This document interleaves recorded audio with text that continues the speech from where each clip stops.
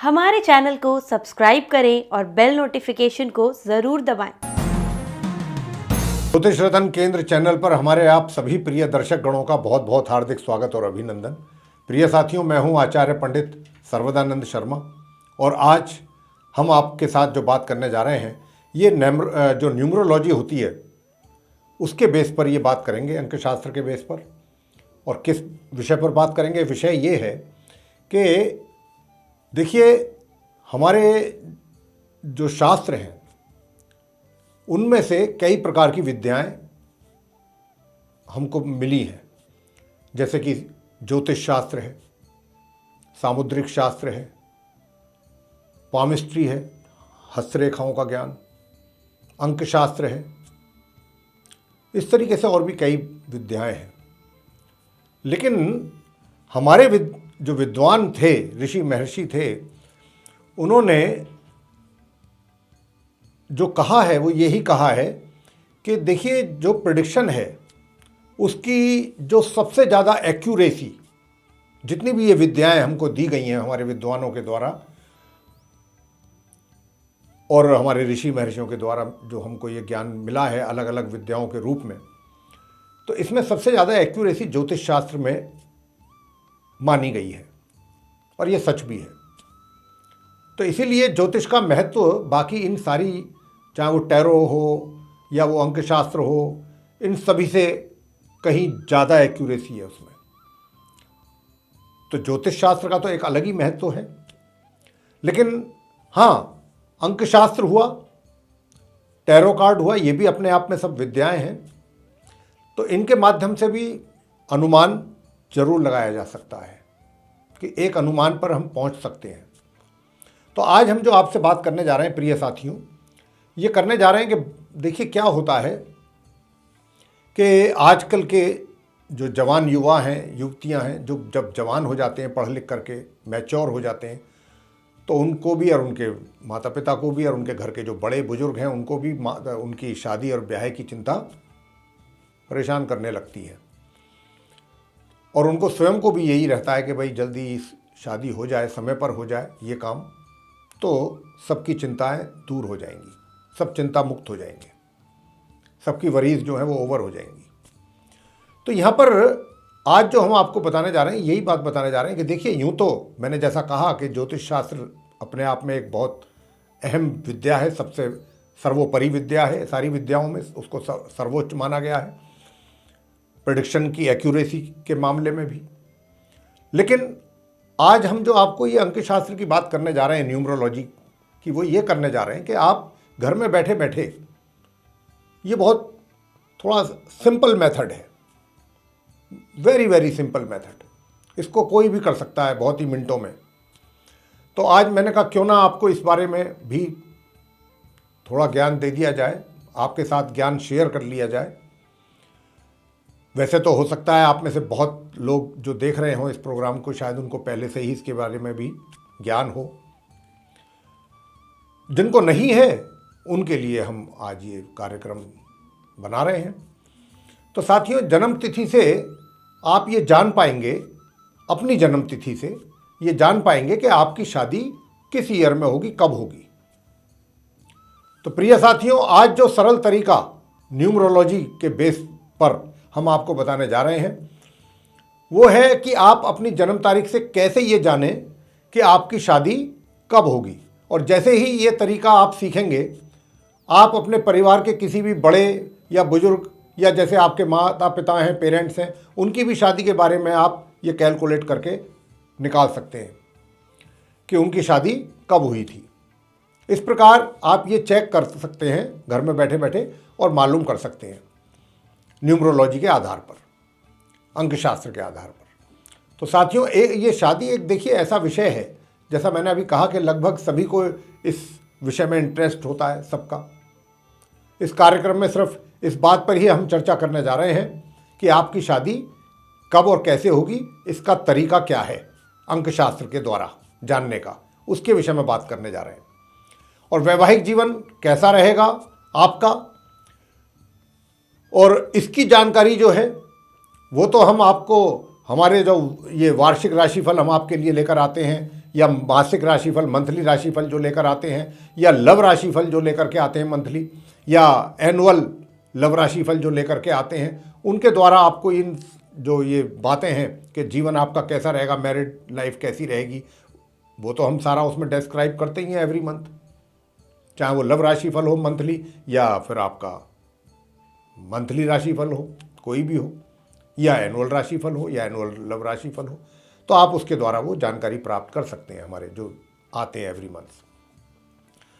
तो आप अपनी ही जन्म तारीख से जान सकते हैं साथियों कि आपकी शादी किस वर्ष में होगी। और जैसा मैंने कहा कि ये जो प्रक्रिया है, मेथड है, ये प्रोसेस है, ये पूरा ये अंक ज्योतिष पर आधारित है, अंक ज्योतिष शास्त्र पर, वैदिक ज्योतिष पर आधारित ये नहीं है। तो साथियों, जैसा मैंने कहा था चर्चा के आरंभ में ही कि ये मेथड बहुत सिंपल है, बहुत इजी है, बहुत आसान है, आप भी इसको आराम से घर बैठ करके कैलकुलेट कर सकते हैं, निकाल सकते हैं। तो आइए तरीका जानते हैं, कैलकुलेशन कैसे करते हैं इसके विषय में वो भी जानते हैं। तो मान लीजिए कि आपका जो डेट ऑफ बर्थ हुआ, फॉर एग्जाम्पल वो 30 जून 1990 है, तो आपने यहाँ पर क्या करना है कि जो 30 जून है, 30/6, इसको तो रहने दीजिए, बाकी जो 1990 है ना आपका जो ईयर है, उसको आप भूल जाइए, उसको वहाँ से हटा दीजिए। अब जो बचा 30 जून, यानी कि 30 जून जैसे आप 1990 लिखते हैं, अब वहाँ पर करना ये है कि जिस कैलेंडर ईयर में भी आप ये कैलकुलेशन कर रहे हैं, मान लीजिए अभी 2022 चल रहा है कैलेंडर ईयर, तो आप 2022 में ये कैलकुलेट कर रहे हैं कि ये जानने के लिए क्या मेरी शादी इस वर्ष होगी या नहीं होगी, तो आपने क्या करना है, जिस वर्ष में आप कैलकुलेट कर रहे हैं, चाहे वर्ष कोई भी है, अगर 2022 में आप कैलकुलेट कर रहे हैं तो आपको अपनी जन्म जो ईयर है, जन्म का बर्थ ईयर, उसको हटा करके वहाँ से कैलेंडर ईयर जो भी है उस समय प्रेजेंट करंट, वो आप उसमें मेंशन कर दीजिए।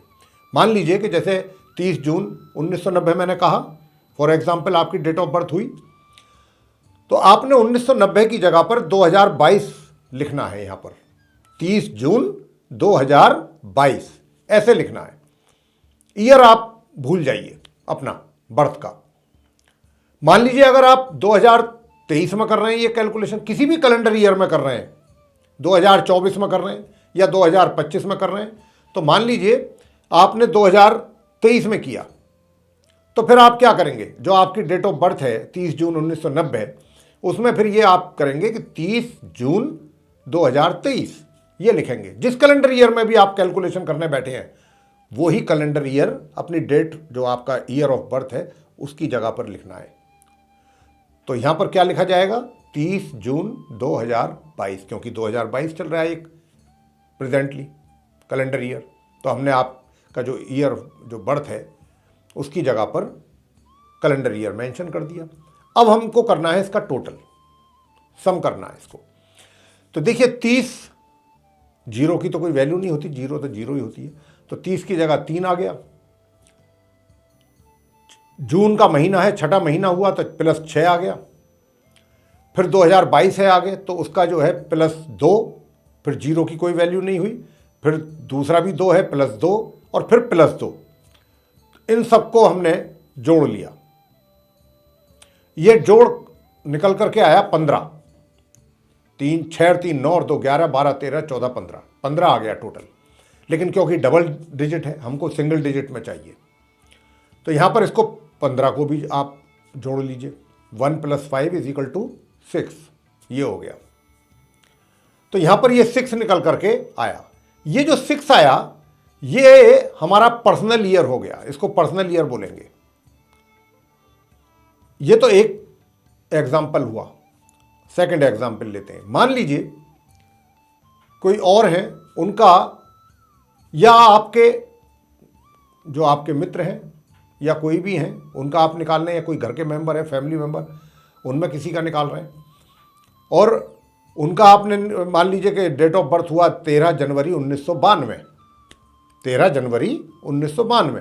तो यहाँ पर क्या करेंगे आप, 1992 हटा करके 2022 लिखेंगे, क्योंकि 2022 ही चल रहा है। अगर यही कैलकुलेशन आप 2023 में करते तो आप वहाँ पर 2023 लिखते 1992 की जगह पर। 2024 में करेंगे तो 2024 लिखेंगे, जिस कैलेंडर ईयर में भी आप कैलकुलेशन करेंगे वही इसमें मेंशन होगा। तो 13 जनवरी 2022, अब इसको हमने सम करना है, यानी कि 13 1 + 3 13 डेट है आपकी, जिसकी जैसा हमने अभी पकड़ा है ये डेट ऑफ बर्थ, 13 जनवरी पकड़ा है हमने, तो 13 में 1 + 3 आ गया, फिर जनवरी में एक पहला महीना हो गया ये, तो +1 हो गया, फिर 2022 में 3 बार 2 आया, तो वहाँ पर +2 +2 +2 ऐसे करके ये इसका सम आ गया 11। अब क्योंकि टोटल इसका 11 आया ये, तो क्योंकि डबल डिजिट है, डबल डिजिट में तो नहीं चाहिए, सिंगल डिजिट में चाहिए नंबर, तो इसको क्या करेंगे, सिंपली 1 + 1 कर देंगे और वो 2 आ गया उसका टोटल। तो यह क्या हुआ कि पहली एग्जाम्पल जो हमने ली थी डेट ऑफ बर्थ की, उसमें तो 6 आया था, 6 पर्सनल ईयर, इसमें आ गया 2। ये 6 भी आ सकता था, ये कोई और भी नंबर आ सकता था। तो अब हम आपको आगे की बात बताएंगे। ये तो आपने पर्सनल ईयर निकाल लिया।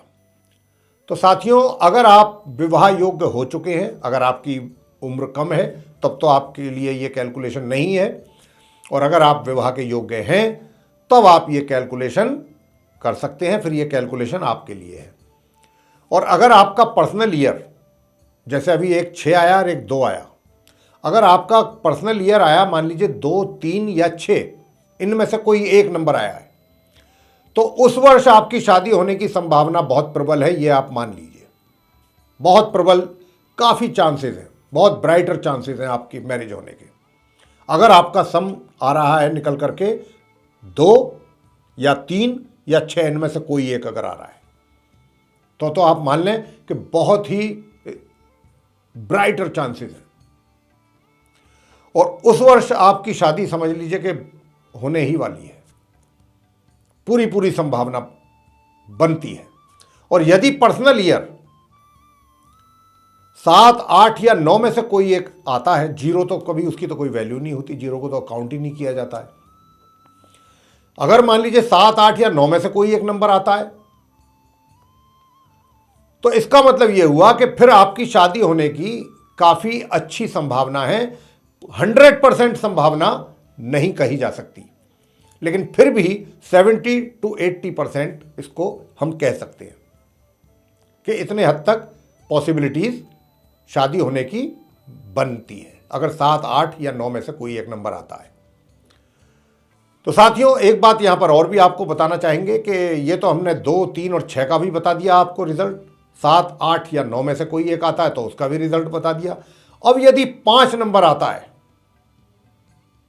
तो ये वो एक अकेला ऐसा नंबर है इन सारे डिजिट्स में कि अगर आपका 5 नंबर आया है उस वर्ष, और फिर भी अगर शादी होती है, तो जहां भी शादी होगी वो आपके लिए अच्छी नहीं रहेगी, वो अच्छी साबित नहीं होगी शादी।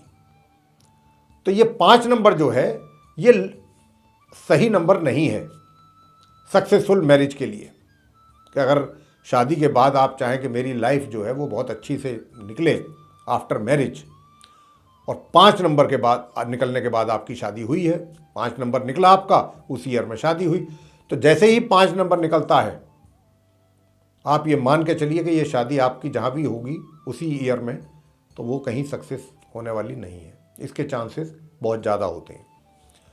तो मेरे साथियों, बहुत ही छोटा सा और बहुत सिंपल कैलकुलेशन था ये, जिसके विषय में हमने आपको जानकारी अभी दिया है, और हम आशा करते हैं कि ये बहुत साधारण और सिंपल सा जो मेथड है, न्यूमरोलॉजी के आधार पे, अंक ज्योतिष शास्त्र के आधार पर, अंक शास्त्र के आधार पे, ये आपको बहुत ही आसानी से समझ में आ गया होगा, और आप इसको घर पर बैठ करके भी निकाल सकते हैं। देखिए, मैंने फिर वही अपनी बात को रिपीट कर रहा हूँ यहाँ पर एक बार दोबारा, जो मैंने आरंभ में कहा था चर्चा के, कि ज्योतिष शास्त्र के द्वारा जो भी एनालिसिस होता है ज्योतिष शास्त्र में, और उसके बाद जो कंक्लूजन पे पहुंचा जाता है, जो रिज़ल्ट निकलता है, उसकी जो उस रिज़ल्ट्स की जो पॉसिबिलिटीज़ होती हैं कि भाई ऐसा होगा, उसकी जो संभावनाएं होती हैं वो बहुत अधिक प्रबल होती हैं, एक्यूरेसी उसमें बहुत ज़्यादा होती है एज कंपेयर टू अदर विद्याएं, जो भी दूसरी विद्याएं हैं ये। चाहे वो आपका न्यूमरोलॉजी है, चाहे वो आपका टैरो है, चाहे वो आपका, यूँ तो अपने आप में सभी अच्छी विद्याएं हैं, लेकिन अगर इन सबको आप कंपेयर करते हैं तो ज्योतिष शास्त्र, ऐसा मैं नहीं कह रहा हूँ साथियों, ऐसा हमारे शास्त्रों में लिखा है, हमारे विद्वानों ने ऐसा, उनका मत है ऐसा, और ये सच भी है, हमने ये अपने जीवन में इसको देखा भी है। तो ये तो हमने सिर्फ आपको जस्ट इसलिए आज ये बनाया है वीडियो आपके लिए कि बहुत क्या होता है, बच्चे घर में बैठे होते हैं, नहीं उनकी रीच हो पाती है किसी अच्छे एस्ट्रोलॉजर तक, या नहीं वो पहुंच पाते हैं, तो भी आप घर में एक इसका जस्ट एक अनुमान लगा सकते हैं, आइडिया। तो ये आपको आइडिया मिल जाएगा इससे काफ़ी अच्छा। तो ये था मेरे साथियों आपके लिए वीडियो कि किस तरीके से आपको शादी का पता लगाना है अपने विषय में। आपको पसंद आया है ये वीडियो तो इसको आप ज़रूर लाइक करें, चैनल को भी सब्सक्राइब करना ना भूलें, और अधिक से अधिक मात्रा में इसको शेयर करेंगे तो दूसरे लोग भी इसका लाभ ले पाएंगे। और अगर आप चाहते हैं कि आने वाले दिनों में जो भी एस्ट्रोलॉजी से रिलेटेड हमारी वीडियोस बनते हैं उन सभी की नोटिफिकेशंस और वे वीडियोस आप तक पहुंच पाएँ सीधे नोटिफिकेशंस के साथ, तो फिर आप जो बेल आइकन देख रहे हैं इसको ज़रूर पुश कीजिए। इसी के साथ बहुत बहुत धन्यवाद। जय माता दी।